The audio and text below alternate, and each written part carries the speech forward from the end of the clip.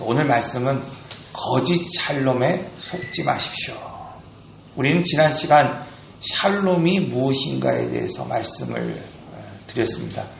샬롬이라고 하는 것은 단순히 오늘 우리가 세상 속에서 그냥 편안하게 아무런 어려움 없이 지내는 것이 샬롬이 아니라 하나님이 오늘 우리를 창조하실 때 그 창조의 원형대로 창조의 목적대로 살아가는 것이 샬롬이다. 그런 말씀을 드렸습니다. 그래서 사람이 샬롬한다고 하는 것은 사람이 이 땅에서 평안하다고 하는 것은 그냥 이 땅에서 단순히 화려하고 웅장하고 편안하게 살아가는 것이 샬롬이 아니라 사람은 좀 어렵고 힘들어도 하나님이 원하시는 목적대로 살아갈 때 그것이 샬롬입니다. 그것이 평안이고 그것이 거룩이다. 그런 말씀을 드렸습니다. 이 죄는 이 하나님과의 관계를 깨트리고 샬롬을 방해합니다. 평안하지 못하게 하고 이그러지게 하고 하나님의 원형의 삶을 살아가지 못하게 합니다. 죄가 있으면 오늘 우리는 아무리 이 땅에서 화려하고 웅장하고 힘있게 살아도 결코 하나님과 샬롬, 평안할 수 없게 되죠. 그래서 오늘 우리가 회개한다고 하는 것은 단순히 우리 입술로 하나님, 내가 내 잘못을 내 잘못을 빕니다. 용서를 구합니다. 이 말로 회개하는 것이 중요한 것이 아니라 회개에 있어서 가장 중요한 것은 관계가 회복되느냐입니다. 관계가. 그러니까 아무리 100마디의 말로 회개한다 할지라도 지금 내가 하나님과 맺은 그 관계, 이그러진 관계, 깨진 관계, 그게 회복되지 않는다고 한다면 진정한 회개가 아니라는 거예요. 그러니까 오늘 우리가 우리의 가정을 위하여 회개하고 오늘 우리의 삶을 위하여 회개하고 오늘 이 땅을 위하여 회개할 때 얼마나 많은 시간 기도했느냐, 얼마나 피를 흘리며 기도했느냐, 이게 중요한 것이 아니라 정말 하나님과 이 깨어진 관계가 회복되고 있느냐 아니냐가 문제입니다. 그래서 여러분 오늘 우리가 하나님 앞에 반복적으로 습관적으로 예배드리는 것이 중요한 것이 아니라 이 시간을 통하여서 지금 내가 하나님 앞에 무너진 그런 재단이 있다고 한다면 이거 빨리 수축해야 됩니다. 이걸 빨리 회복해야 합니다. 내가 하나님과 관계에 있어서 하나님과 교통하지 못하는 그런 삶의 자리가, 그런 영역이 오늘 우리에게 있다고 한다면 그것을 빨리 고치고 회복해서 하나님과 오늘 우리가 일상에서 이 예배를 통해서 교통할 수 있는 삶, 이것이 샬롬이고 이것이 회개라고 말하고 있습니다. 이스라엘은 아합이라고 하는 또 이세벨이라고 하는 악한 왕과 왕비가 있을 때 그들이 하나님과 샬롬하지 못했습니다. 이스라엘 백성들의 수많은 사람들이 하나님이 아니라 여호와가 아니라 이제 아세라와 우상을 섬기는 바알을 섬기는 그런 모습들이 곳곳에서 나타났기 때문입니다. 이렇게 관계가 깨지니까 하나님은 그 땅에 고난을 주셨고 3년이라고 하는 시간 동안 비를 내리지 않으셨다고 말씀하고 있어요. 그런데 관계가 회복되니까 3년의 기근이 끝나고 그 말랐던 땅에 단비를 주셨다고 말씀하고 있습니다. 열왕기상에 보면은 이 엘리야가 바알의 선지자들과 대결하고 또 누가 참신인가를 내기하는 모습들이 나타납니다. 그때 바알의 제사장들, 그 바알의 선지자들이 모여서 아침부터 저녁까지 그들의 신을 의지했고 그들의 신에게 기도했다고 말하고 있어요. 그들의 정성이 얼마나 대단한지 그들의 몸을 자해하면서 피 흘리며 그들의 신을 불렀습니다. 아침 그리고 저녁에 이르기까지. 그런데 중요한 것은 그들의 신이 응답하지 않았다는 거예요. 왜 그렇습니까, 여러분? 죽은 신이기 때문에 그렇습니다. 그러나 엘리야는 먼저 사람을 모았다 그랬습니다. 어떤 사람을 모았습니까? 관계가 깨어진 사람을 모은 것입니다.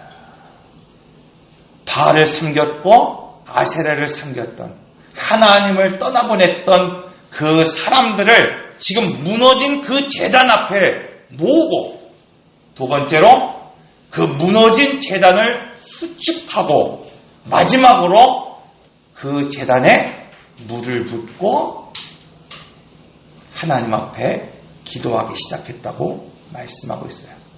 제단을 둘러서 고랑을 파고 12개의 물을 부어서 그곳이 넘치도록 물을 부었습니다. 그런데 중요한 것은 관계가 회복되니까 물을 부어 전혀 불이 붙을 수 없을 것 같은 그 제단에 불이 붙었다고 말하고 있어요. 불의 응답이 있었고, 또 수축한 그 제단에 하나님의 응답이 있었다고 말씀하고 있습니다. 사랑하는 성도 여러분, 이것이 샬롬입니다. 성경을 보니까 그때 바알에 무릎 꿇지 않는 사람 7,000명이 숨겨져 있었다고 말하고 있어요. 그 시대, 그 험악한 시대에 바알에게 입맞춤하지 않는 그런 경건한 사람 7,000명이 남아 있었다고 말씀하고 있어요. 그런데 중요한 것은 이렇게 숨겨놓은 7,000명이 있다고, 이렇게 숨겨진 믿음의 사람 7,000명이 있다고 그 땅이 샬롬이 된 것이 아닙니다, 여러분. 어느 때 샬롬이 됐고, 어느 때 평안이 있고, 어느 때 이런 불의 응답이 있었습니까? 여러분, 이 땅에 얼마나 많은 교회가 있습니까? 이 땅에 얼마나 많은 성도들이 있습니까? 그런데도 불구하고 이 땅에 샬롬하지 못하는 이유가 있어요. 그것은 뭐예요? 목숨을 걸고 사람을 모으는 사람이 없기 때문입니다. 목숨을 걸고 지금 무너진 이 제단을 세우는 사람이 없기 때문입니다. 목숨을 걸고 하나님 앞에 제사를 드리는 한 사람이 없기 때문이라고 말씀하고 있습니다. 성경을 보면 그 시대에 숨겨놓은 7,000명 때문에 하나님이 응답하신 것이 아닙니다.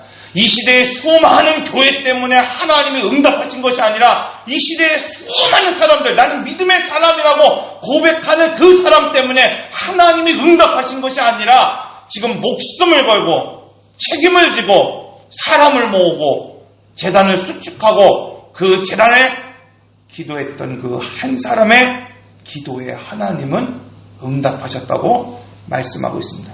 그래서 믿음의 사람은 좀 껄끄러워도 힘들어도 관계가 회복될 수 있도록 기도해야 하고 살아야 합니다. 오늘 말씀을 보면 정말 말하기도 껄끄럽고 듣기도 거북스러운 이야기가 소개되고 있습니다. 그런데 왜 하나님이 이 말씀을 기록하셨고 오늘 우리로 하여금 듣게 하셨을까? 부모의 생각, 그 행동이 얼마나 중요한가를 오늘 우리에게 가르치고 있는 겁니다.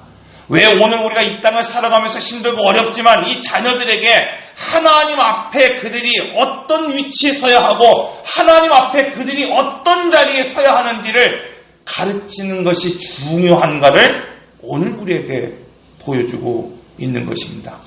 여러분, 이 사건을 바라보면 특이한 점이 하나 있습니다. 그것은 바로 그 부모 다윗의 죄와 동일한 유형으로 지금 암논이 죄를 지었고 압살론이 죄를 지었다고 말씀하고 있습니다. 이 사실이 오늘 우리에게 주는 그 의미가 무엇인가? 부모의 생각과 행동이 자녀에게 얼마나 큰 영향을 미치는지를 오늘 우리에게 보여주고 있습니다. 암논이 벌인 일은 다윗이 밧세바에게 한 것과 전혀 다르지 않다고 말씀하고 있어요. 압살론이 벌인 그 형제간의 살인은 우리아를 죽게 만든 것과 전혀 다르지 않다고 말씀하고 있어요.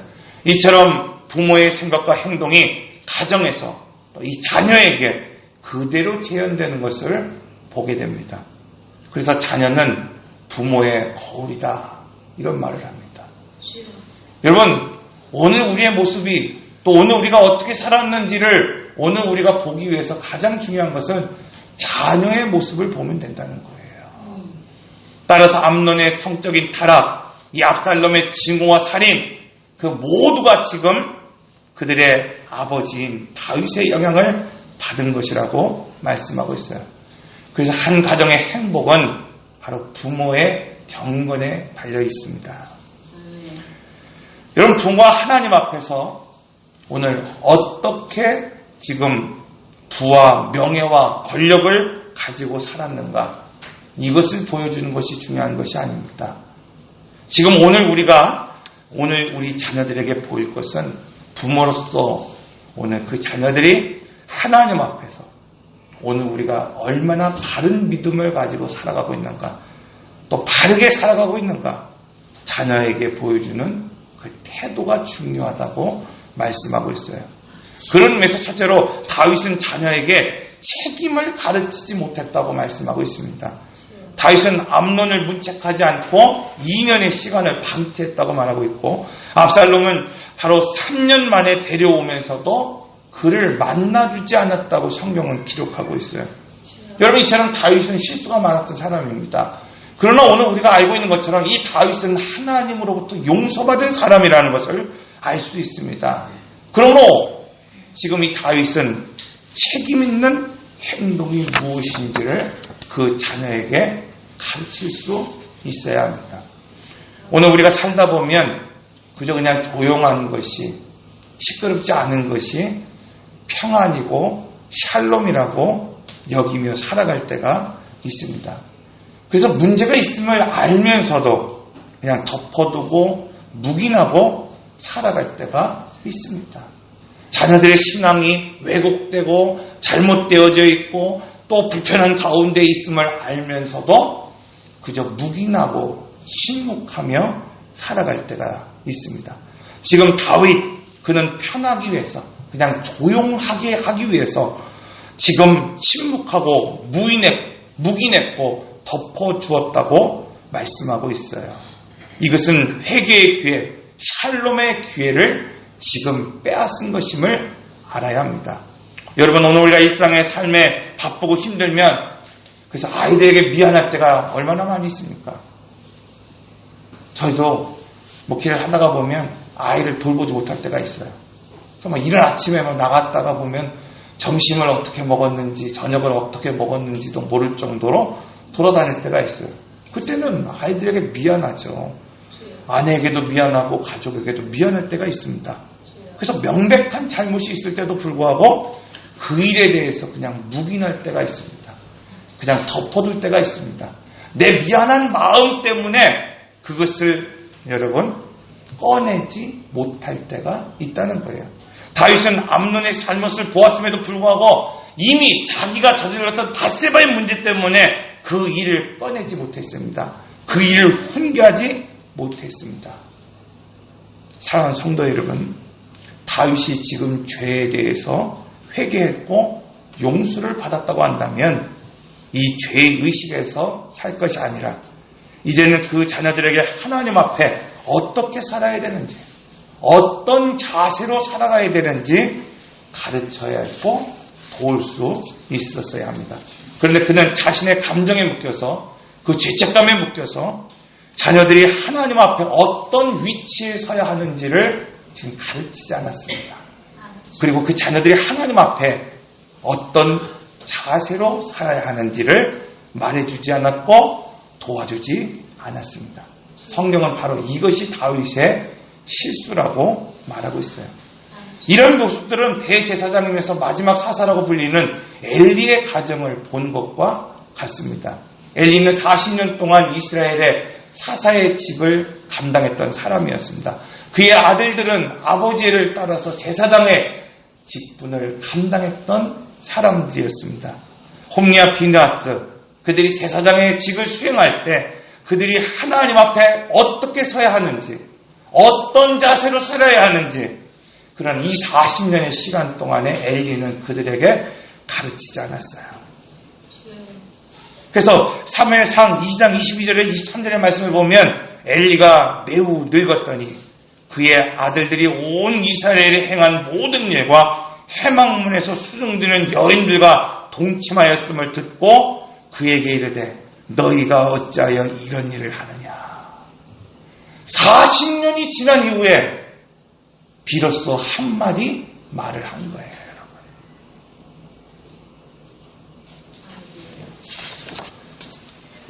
그들은 여전히 표면적으로는 제사장이었습니다. 그리고 제사장의 일을 수행하는 사람들이었습니다. 그런데 여러분, 그것이 샬롬입니까? 그것이 평안한 것입니까? 성경은 아니라고 말씀하고 있어요.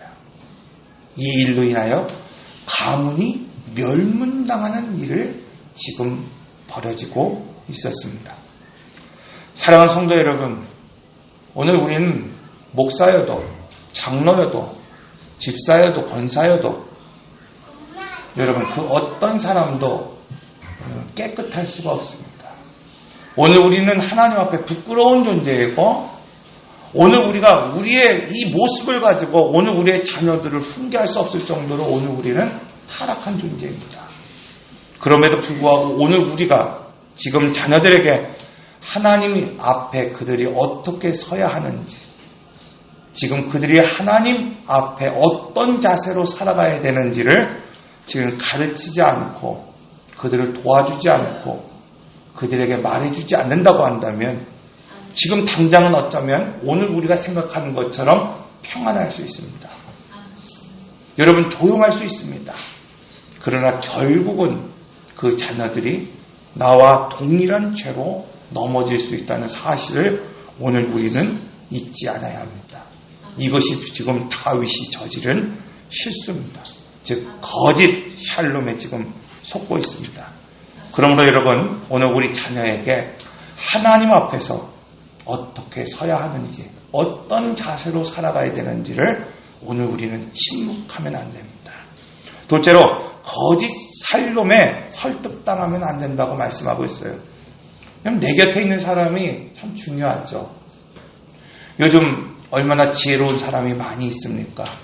또 얼마나 여러분 충직한 사람들이 많이 있습니까? 이런 지혜로운 사람들이, 이런 충직한 사람들이 지금 내 곁에 있다고 한다면 그것만큼 좋은 것이 없겠죠. 그런데 더욱 중요한 것은 무엇인가 하면 지금 사람 앞에 지혜로운 사람이 아니라 하나님 앞에서 지혜로운 사람이 내 곁에 있어야 된다는 겁니다. 지금 사람 앞에서, 내 앞에서 충직한 사람이 아니라 하나님 앞에서 헌신된 사람이 곁에 있을 때 오늘 우리가 하나님 앞에 바로 설 수 있어야 된다는 거예요. 그러니까 오늘 우리가 부모로서 내가 얼마를 배웠고 얼마나 지혜롭고 얼마나 내가 노력했고 헌신한 삶을 살고 내가 그들을 위하여 수고하고 땀 흘렸는가, 여러분 이것도 중요하지만 정작 중요한 것은 내가 하나님 앞에 얼마나 지혜로운 사람으로 서 있는가, 내가 얼마나 하나님 앞에 헌신된 사람으로 서 있는가, 이것이 오늘 우리 자녀들에게, 오늘 우리에게 중요하다고 말씀하고 있어요. 이 시대에 지혜로운 사람이 얼마나 많이 있습니까? 이 시대에 정말 헌신한다고 하는 사람들이 얼마나 많이 있습니까? 이 시대에 자녀를 위하여 뼈를 묻을 만큼 수고하는 사람들이 얼마나 많이 있습니까? 그런데 중요한 것은 뭔가 하면 실제로 하나님과 깨어진 그런 삶, 깨어진 관계로 살아가는 사람들이 너무나 많이 있다는 겁니다. 여러분, 본문 이후에 소개되고 있는 이 사무엘하 14장 이후에 나오고 있는 요압을 보십시오. 그는 다윗을 위한 일이라면 무엇이든지 하는 사람이었어요. 그처럼 충직한 신하가 없었고 그처럼 지혜로운 사람이 없었습니다. 요압의 성경에 보면 다윗의 의중을 잘 아는 사람이었다, 이렇게 말씀하고 있어요. 그가 우리아를 죽이기 위하여 이 요압에게 명령을 내렸을 때도 이 요압은 그 다윗의 의중을 간파하고 있었습니다. 또한 본문의 이후에 소개되고 있는, 지금 14장 이후에 소개되고 있는 그 말씀을 읽어보면 지금 뭐라고 말하고 있느냐면, 지금 다윗이 압살롬이 떠나버리고 압살롬을 보지 못하는 때에 그 마음이 압살롬에게 향하고 있음을 그는 분명히 알았다고 말씀하고 있어요. 뿐만 아니라 이 다윗의 굴곡진 인생 가운데에서 변함없이 그를 지켰던 사람이었다고 말하고 있어요. 다윗은 전쟁에서 싸울 때에 이런 소리를 들었습니다. 사울은 천천히요, 다윗은 만만이다. 여러분, 다윗은 용맹한 사람이었어요. 그러나 그 싸움을 사울에게 양보하지는 않았습니다. 근데 요압을 보십시오. 요압은 전쟁에서 그 처절한 싸움을 앞서 싸웠던 사람이었어요. 그러나 마지막 그 승리의 깃발을 꽂고 승전에 그 성문을 지나갈 때는 반드시 무엇을 했습니까? 다윗에게 양보했어요. 영광을 자기에게 돌린 것이 아니라 다윗에게 돌리고 있는 충직한 신하였습니다. 그런데 요압은 하나님 앞에 헌신한 사람이 아니었습니다. 이것이 중요한 거예요. 오늘 우리 앞에 요압과 같은 사람이 있다고 하더라도, 충직한 사람이 있다고 하더라도, 지혜로운 사람이 있다고 하더라도 지금 하나님 앞에 헌신한 사람이 아닐 때 여러분, 그것은 오늘 우리의 인생을 망칠 수 있다는 것을 알아야 합니다. 암논, 그가 누이 이 문제로 고민할 때 그 마음을 이해해주는 사람이 있었습니다. 그리고 그 방법을 알려주는 사람이 있었습니다. 그런데 중요한 것은 뭐냐면 고민이 풀리는 것이 중요한 것이 아니라, 고민이 해결되는 것이 중요한 것이 아니라 하나님 앞에 헌신한 사람이 아니었기 때문에 문제가 생긴 것이라고 말씀하고 있습니다. 요압, 오늘 본문 이후에 소개되고 있는 14장의 말씀을 보면 왕의 마음이 압살롬을 향하는 것을 알았을 때에 드고아의 여인을 통하여 한편의 드라마를 만듭니다. 그리고 다윗의 마음을 만집니다. 그리고 그가 원하던 바 압살롬을 다시 예루살렘으로 인도하게 됩니다.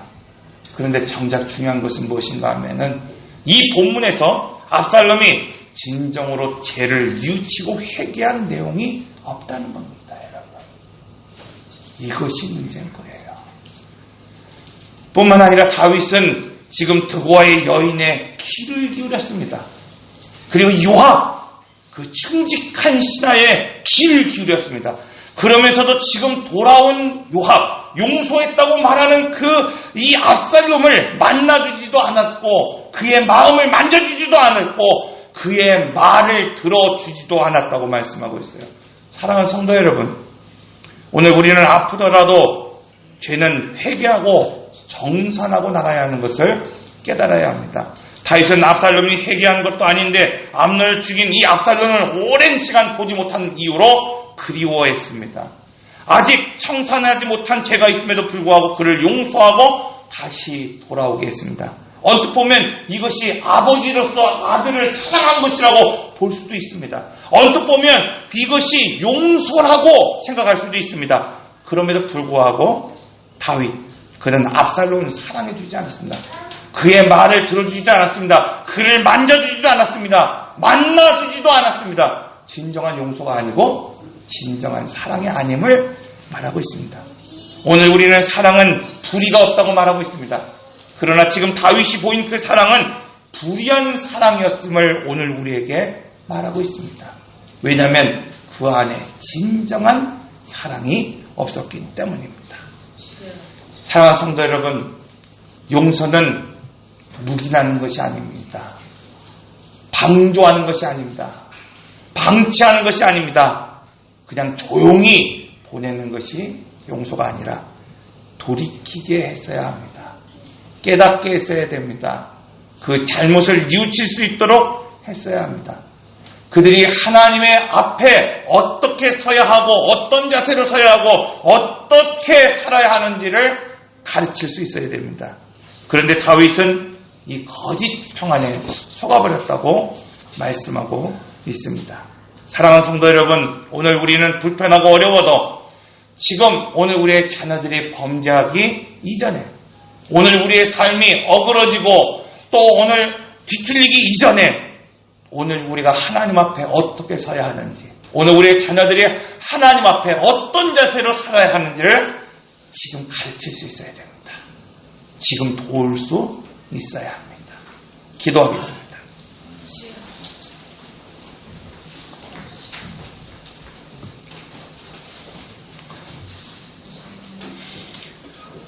사랑과 은혜의 하나님, 오늘 우리의 가정을 세우시기 원하시고 또 오늘 우리의 자녀가 믿음 안에서 자라기를 원하시는 줄 믿습니다.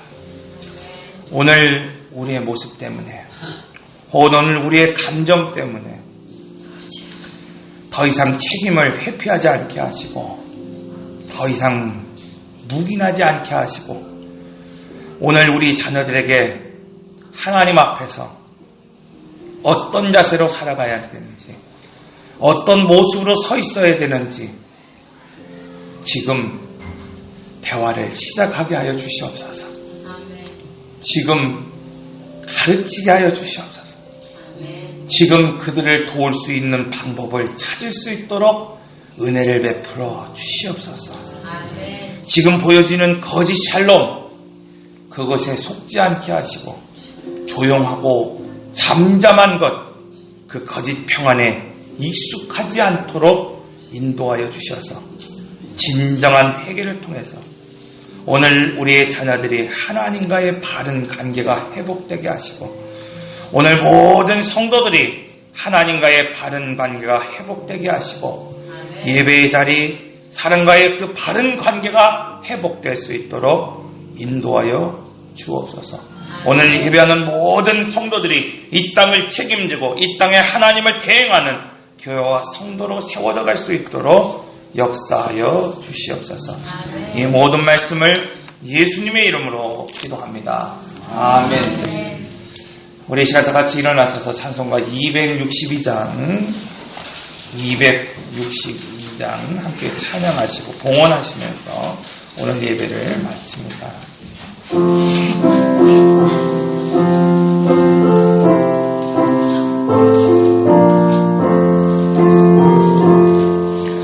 날 구원하신 예수님 영원히 찬송하겠네. 저 죄인을 도주께와 죄사유하심 받으라. 구하라 주실 것이요 찾으라 얻을 것이라. 죄 중에 상한 영혼을 주 온전하게 하시네.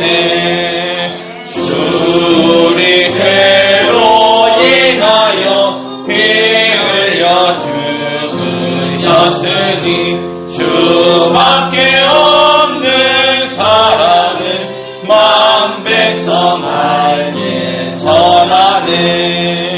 주 예수 사랑 못 잊어 나 항상 눈물 흘리네. 이 세상 어디 가든지 나 주만 생각합니다. 목마른 자 일세매와 영생의 물을 마시라. 내 주를 사랑한데도 늘 맘이 부족. 목마른 자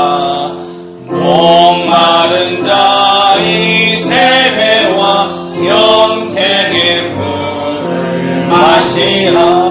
내 주를 사랑한데도 늘 맘이 부족하도다. 아멘. 기도하겠습니다. 인내하신 구세주여 내 말 들으사